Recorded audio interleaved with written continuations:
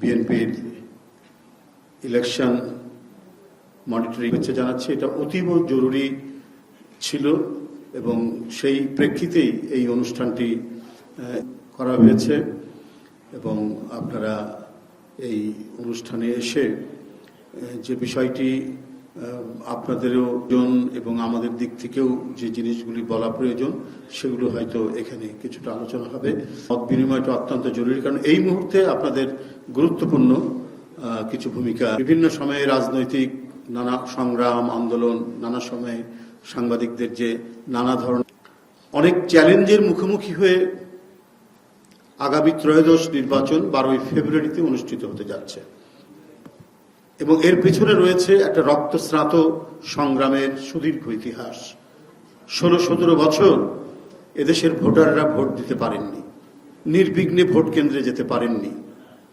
ঘুম থেকে উঠে ভোটের দিন যে উৎসবের আমেজে পরিণত হতো, যার ঐতিহ্য এই বাংলাদেশেই রয়েছে। নির্বাচন মানেই হচ্ছে একটা উৎসব এবং উৎসবের সকালে মা বোনেরা এবং পুরুষ সবাই লাইন ধরে দাঁড়ানোর জন্য ভোট কেন্দ্রে উপস্থিত হতেন। সেটা নিশ্চিহ্ন করে দিয়েছিলেন সেই পরাজিত ফ্যাসিবাদ।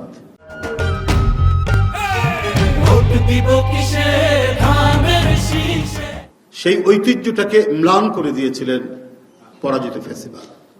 সেইখান থেকে ক্রমান্বয়ে আবার একটা সবাইকে নিয়ে ইনক্লুসিভ একটা নির্বাচনে ভোটাররা ভয়হীন নিঃশঙ্ক চিত্তে নির্বাচন কেন্দ্রে গিয়ে তার পছন্দ মতো প্রার্থীকে তার ভোটটা দেবেন। এই যে এক ধরনের মনের মধ্যে আনন্দের যে রেশ, সেটা সৃষ্টি হবে বলে আমরা সবাই বিশ্বাস করি, যেটা মানুষের মন থেকে উবে গিয়েছিল বিগত 16-17 বছর ধরে।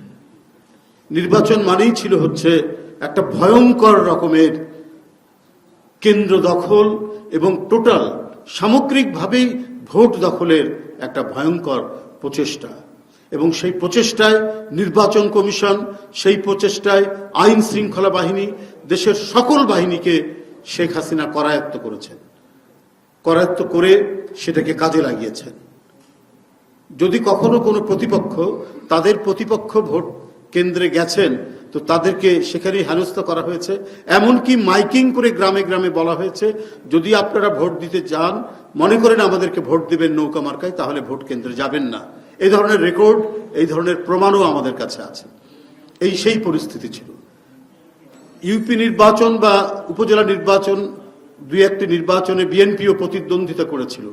বিএনপির প্রার্থীরা তারা নমিনেশন পেপার জমা দেওয়ার আগেই রাস্তার মধ্যে তাদেরকে আটকে দেওয়া হয়েছে, কেড়ে নেওয়া হয়েছে, অথবা জমা দেওয়ার পর তার বিরুদ্ধে মামলা দিয়ে তাকে কারাগারে নেওয়া হচ্ছে। একদিকে রাষ্ট্রযন্ত্র, আরেকদিকে ব্যক্তিগত মাসুল পাওয়ার, পার্টির মাসুল পাওয়ার, সেটাও রাষ্ট্র ক্ষমতার জোরে। এই দুইটার সমন্বয়ে চরমভাবে চলেছে নির্বাচন এবং গণতন্ত্রকে নিশ্চিহ্ন করা।